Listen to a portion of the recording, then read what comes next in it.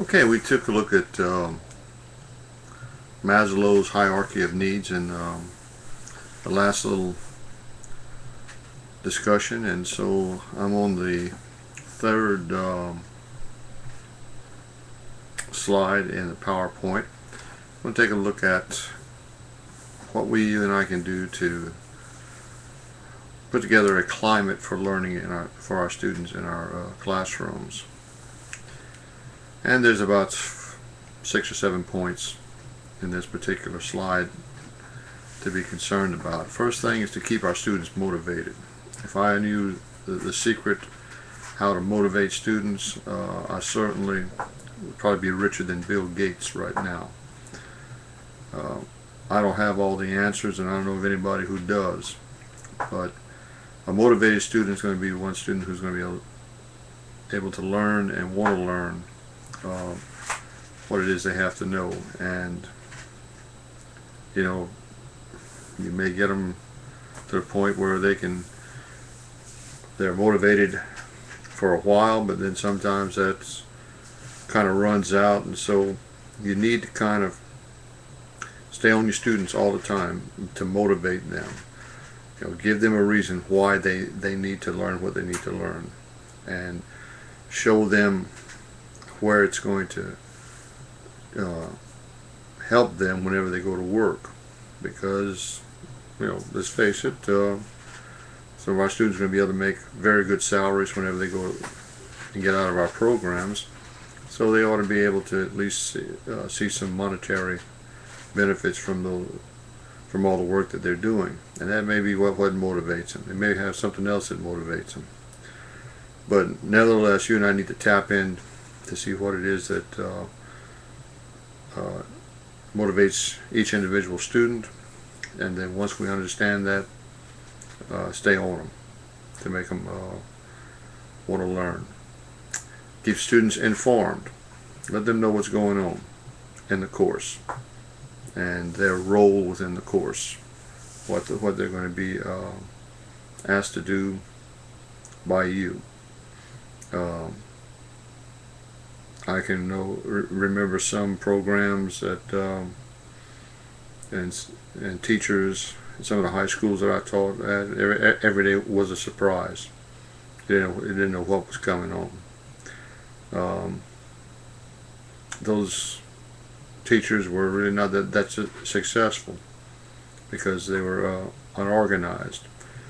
Students need to know what they are going to be responsible for, what they need to expect in preparation for the next day or next week or next period. So keep them informed. Approach students as individuals. As I look at this particular point, I'm kind of drawing back to one of my, I would consider a mentor of mine, and whose name was Bobby Joe Neeson. Mr. Neeson was a coach at Baker High School for a number of years. In fact, when I started teaching, he was ready to retire. And one of the things that Coach Neeson and I shared during my time there was cafeteria duty. We would work all 3 shifts of during the lunch periods, and I had a chance to kind of get to know Coach very, very well. And one of the things that was remarkable about him was how well he connected with the students that came in contact with him. He was one of the most popular teachers there at that high school, and he told me myself that he said, "I'm not the greatest teacher in the world," and from things you hear from students and all so forth, there weren't a whole lot of students that were beating down the doors to get into his classes, because Coach Neeson did teach. he was, I would consider, a successful teacher. But one of the things that he did was to teach these students about life, that there are right ways, wrong ways to do things. The choices that they make are important, that they are going to, follow them the rest of their lives, perhaps. Telling the truth, having respect for other people, saying yes sir, no sir, yes ma'am, no ma'am, please, thank you.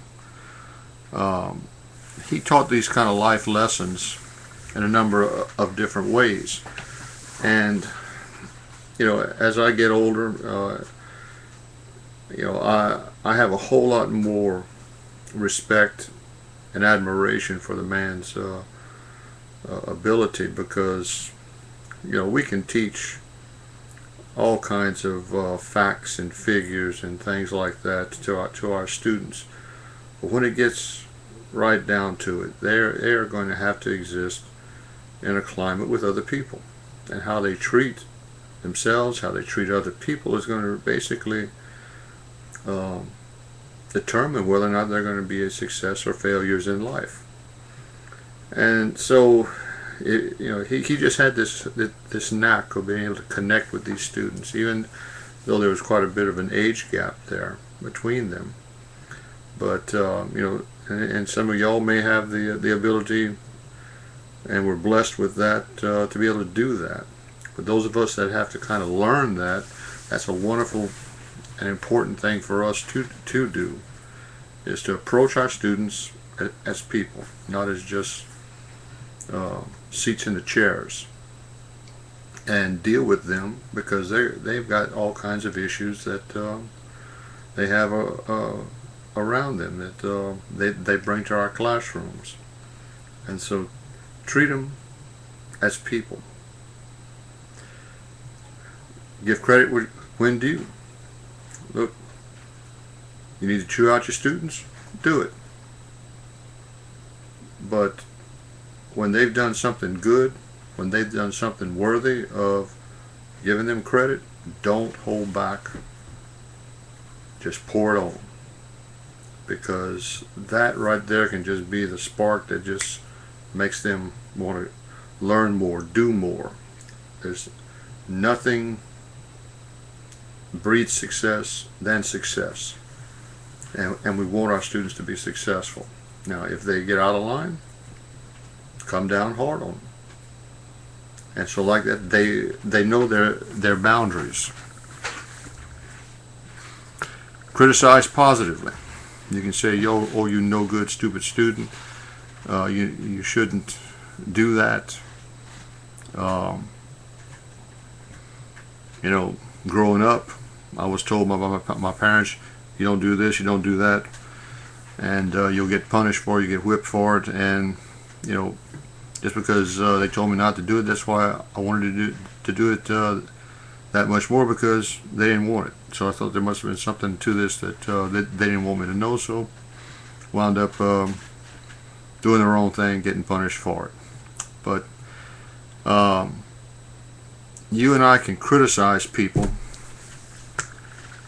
and do it in a positive way. And sometimes students have a problem understanding that. Don't criticize the student, but criticize the action or what's causing that behavior or whatever, and do it positively. Say, this is what you can do. This is what you ought to do. I think you're going to get a little bit better results from them. And certainly many of our programs, you and I are grading students' work, and they spend time, do projects, do assignments, and they've put their effort into it. And for it to get torn down real quick, they can get pretty depressed and pretty get to the point that just soon give up. You can't meet your goals anyway. So why bother?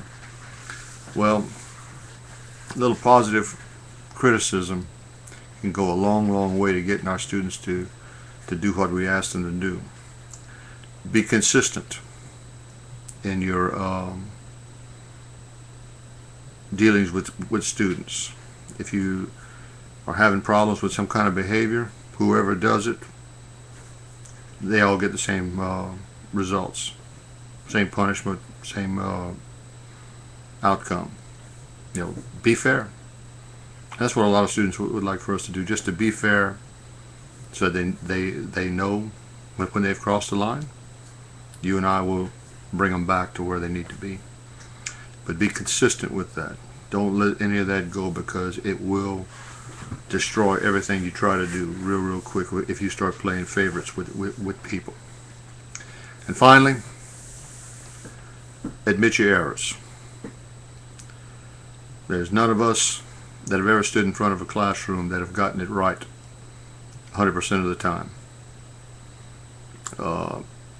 I've had more than my share of lectures where I've said something that I see some people looking around, well, that's not right, and I get crossed up with my lesson plan or my notes, or distracted somehow or another, and say the wrong thing. Well, don't try to deny it. Don't try to hide it. Admit it. Now, will that make you look bad in front of your students? Look, the only person's ego that's going to get kind of rubbed the wrong way is ours. And believe me, after a while, it doesn't hurt as bad. Just, if you make a mistake, as soon as you possibly can, rectify it, because we don't want our students learning the wrong thing. We want to impart some accurate information to them, and we all make mistakes. And do not be afraid to admit them and then move on. And I think our students will respect us for that. So, I got one more slide, and so I'm going to shut this little discussion down and then put together part 3, and that should do it for this video portion of chapter 4.